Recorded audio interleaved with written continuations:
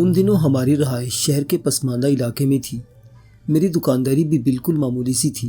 बस इतना था कि हांडी चूल्हा अच्छे तरीके से चल जाता था और बीवी बच्चों का खर्चा पूरा हो जाता था। इसके साथ साथ ज़रूरी अखराजात की लिस्ट को कम से कम तर करने की कोशिश होती थी। रमज़ान का चांद नज़र आया तो मुझे दिन में तारे नज़र आने लगे थे। रोज़ाना खर्चे ने ऐसी स्पीड पकड़ी थी कि रोको तो कैसे रोको और किसको रोको। ये शायद रमज़ान की बरकत ही थी जो रोज़ाना का खर्चा पूरा हो रहा था, वरना सोचो तो समझ नहीं आता था। जो पैसा जेब में आ रहा था वो लग रहा था। महीना डेढ़ महीना पहले एहलिया की कज़न की शादी पर दूसरे शहर जाना हुआ। इससे मुझे कबीर किराना स्टोर वाले से 5,000 रुपये उधार लेने पड़े। कबीर से मेरी बचपन की दोस्ती थी। अक्सर रात को इशा की नमाज के बाद हम इसकी दुकान पर ही थोड़ी देर के लिए गपशप करते। कभी कभी चाय का दौर भी चल पड़ता। कबीर की हमशीरा नायला बहन घर के नीचे वाले पोर्शन में मियाँ और बच्चों के साथ रहायश पजीर थी। कभी कभार कबीर इससे मिलने आता था, लेकिन घर की ख़वातीन के पर्दे का लिहाज करते हुए हम घर से बाहर मिलने को ही तरजीह देते थे। पिछले 2 दिन से मैं अपनी कमीज़ के अंदर वाली खुफिया जेब में 5,000 रुपये का नोट लिए घूम रहा था। खर्चों के बीचों बीच बड़ी मुश्किल से इसकी गुंजाइश बनी थी और ये नोट में किसी सूरत तुड़वाने के लिए आमादा नहीं था। मुझे मालूम था कि अगर 100 रुपये के लिए भी मैंने इसका चेंज ले लिया तो फिर इन सारे पैसों को हवा होते हुए देर नहीं लगेगी।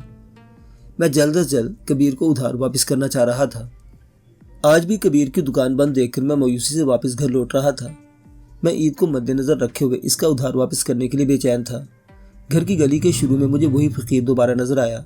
इसने मुल्तजी निगाहों से मुझे देखकर सदा लगाई, साहब नू भाग लगन, मजबूर की मदद करो।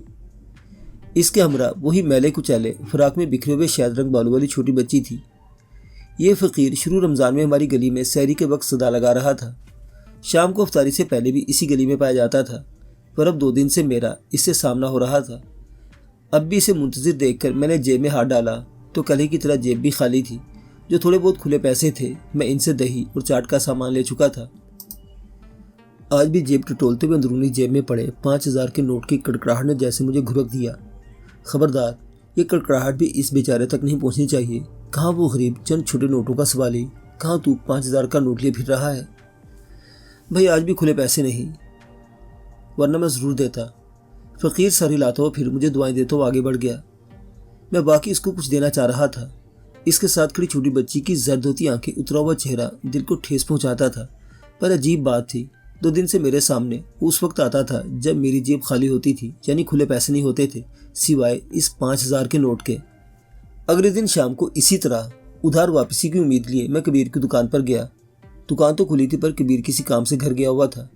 मददगार लड़का अलबत्ता दुकान पर मौजूद था। बहरहाल इस लड़के तो किसी सूरत मैं 5,000 का नोट नहीं थमा सकता था।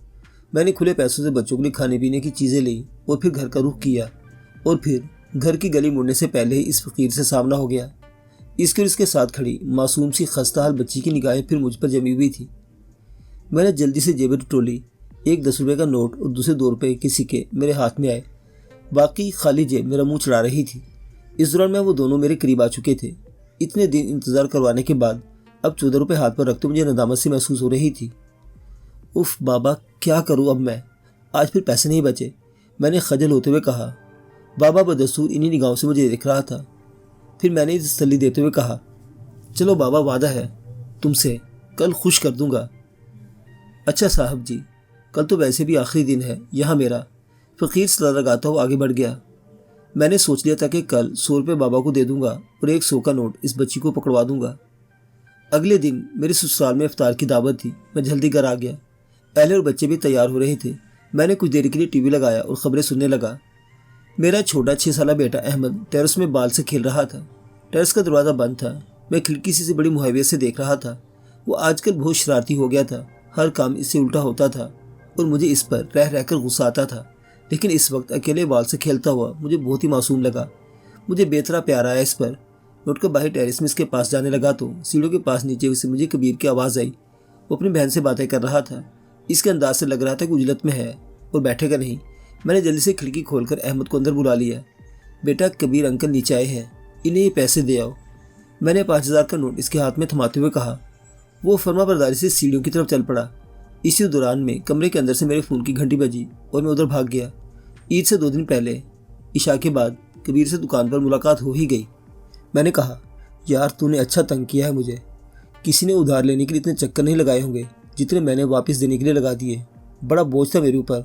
वो तो शुक्र है उस दिन तो बाजी से मिलने घर आ गया तो मैं तुझे तेरे पैसे देकर आज़ाद हुआ। बिस्किट का पैकेट खोल के मेरे सामने रखते हुए कबीर जैसे अपनी जगह पर साकित हो गया। कौन से पैसे यार? इसकी आंखों में अजद हैरत और उलझन थी। मुझे तो कोई पैसे नहीं मिले।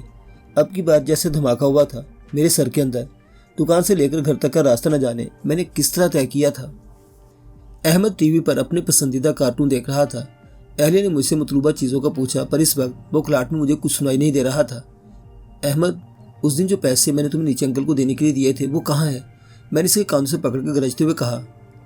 वो मेरे इस अचानक रवैये पर खूबजदा सा होकर कांपने लगा। वो तो मैंने दे दिए थे फ़कीर अंकल को। फ़कीर अंकल? कौन सा फ़कीर अंकल? मेरी आवाज़ पहले से ज़्यादा ऊंची थी। अब वो बाकायदा रोने लगा था। रोने के दरमियान ही अटक अटक कर वो बोला, वही फ़कीर अंकल जो रोज़ आवाज़ देते हैं नीचे गली में। इनकी आवाज़ आ रही थी तभी तो आपने मुझसे कहा था कि नीचे फ़कीर अंकल आए हैं, इन्हें पैसे दे आओ। वो बुरी तरह सहमा हुआ था। मेरी बीवी पास खड़ी उलझनज़दा नज़रों से मुझे देख रही थी। मैं वहीं सर पकड़कर बैठ गया। अहमद तो मासूम था। इसको ना तो पैसों की पहचान थी और ना ही इसकी नज़र में इनकी कोई अहमियत थी। इसके लिए अहमियत थी तो सिर्फ बाप के हुक्म की। दूसरी तरफ समात के धोखे ने कबीर को फ़कीर बनाकर वो 5,000 का नोट उस तक पहुंचा दिया था जिसके नसीब में वो लिखा जा चुका था।